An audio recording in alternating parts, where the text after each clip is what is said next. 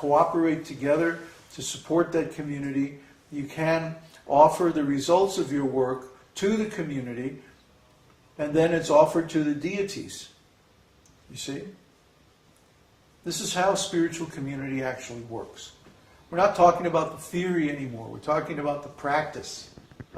You install the deity of the Lord, and you take the results of your work and you offer that to the deity. When you have a full temple with the full deity worship installation going, that means there's 7 offerings a day of just food, for example. 7 offerings a day of incense, food, hymns, prayers. You dress the deities twice a day, in the morning and evening. If you get some cloth, you offer the cloth to Kṛṣṇa. If you get some money, you offer the money to Kṛṣṇa. Right? And then the money is spent according to Kṛṣṇa's instructions, not according to our ideas. This nonsense idea of independence has to be given up. We're not independent. We're being supported and protected every moment by Kṛṣṇa, without which we could not continue to exist. That's the reality. That's what's actually happening. The illusion is that, oh, I'm independent. I can make up my own idea, my own program, what to do. No. No. Kṛṣṇa is giving intelligence, memory, and forgetfulness. He says so, right, in Bhagavad-gītā. So our intelligence, our memory, everything is coming from Kṛṣṇa. Our life energy is coming from Kṛṣṇa. The elements of the body that we inhabit are coming from Kṛṣṇa. The very time in which we exist is also Kṛṣṇa's energy. Everything is Kṛṣṇa. So how can we continue to maintain this illusory idea that we're independent? It's crazy. We're not independent. And when we meet Kṛṣṇa or a representative of Kṛṣṇa, the right thing to do is to surrender. But how many are surrendering, actually? Everyone is still maintaining some independent spirit. We've seen this. Only a handful of students are actually surrendered. And even of those, there's always some problem. Always some difficulty. Why? Because of the idea, this cultural idea of independence. In America, they celebrate the Independence Day, July 4th. This is a big holiday. Everybody goes out and gets drunk.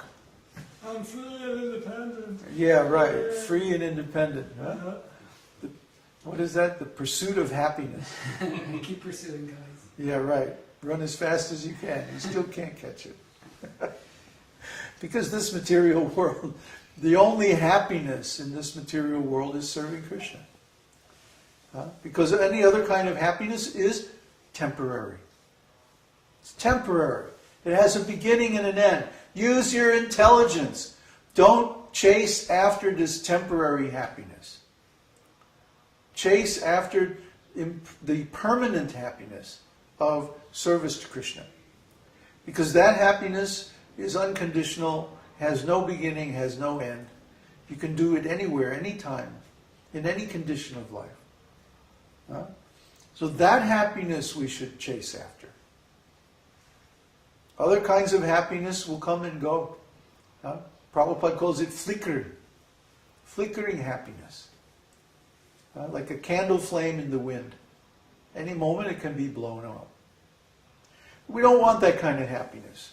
Why should we invest our precious time and energy in chasing flickering happiness? But we want that happiness that has no beginning and no end. That happiness is based on consciousness. When consciousness is dovetailed with Kṛṣṇa, then everything is beautiful. Everything, when we're completely happy. Our happiness has no beginning, no end. That is the basic ontological principle of spiritual life. Try to understand it. Get it through your head. Those things that are temporary don't really exist. Those things that are eternal, they really exist. It's so simple. but because people have no ontological category for permanent existence. They think everything is temporary. Even one of the viewers on YouTube put that as a comment the other day. I was saying the spiritual existence is eternal and this material existence is temporary. So he answers back, everything is temporary. Everything? Really? So if God creates the material world, which has a beginning and an end,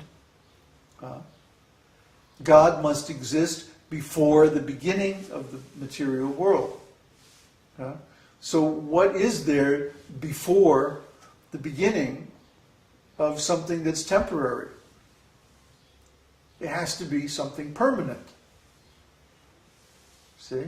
If time itself only begins at the beginning of the material world, then what is there before the beginning of time? Time doesn't exist yet. So what else could there be? Only eternity. See? Think. Think. Use that brain for something. God has to be eternal. Otherwise there's no meaning to the word God. If you look in the dictionary, God is defined as the creator and controller of the material world. What's the use of defining God in relation to this material world? Then you make God also temporary. As foolish, as stupid. Then God is no better than us. You see? These rascals. They want to make God just like us. Fallible, temporary, imperfect. Then they can justify not following God's instructions. You see? See how that works? Oh, I can just be independent and do whatever I like because God is just another fallible, temporary, impermanent, imperfect being. No. No, God is not like that. You're wrong. God is eternal, perfect, all-knowing. He has no flaws. Try to understand. So if you follow God's instructions, then you also become like that. By association. When we associate with Kṛṣṇa, associate with God through His holy name, then also we become perfect. What is the difficulty? All we have to do is chant. Chant Om Namo Bhagavate Vasudevaya. Hare Krishna. Or even just Om. Chant. Chant something. To get started on this path is very easy. To reach the top or the end of this path is very difficult. But anyone can do it in this lifetime, according to Vedanta Sutra. Vedanta Sutra says, unless a person has done something really horrible, like murdered a brahmana, or slept with their guru's wife, or something really, really sinful, that they can attain the perfection of self-realization in this lifetime. And that's Vedanta Sutra. Vedanta Sutra is the highest authority in the Vedic literature. So, if Vedanta Sutra says that, then we have to accept that truth. So Vedanta Sutra says anyone can attain. Unless they're very, very sinful. And even then, their attainment is just going to be delayed.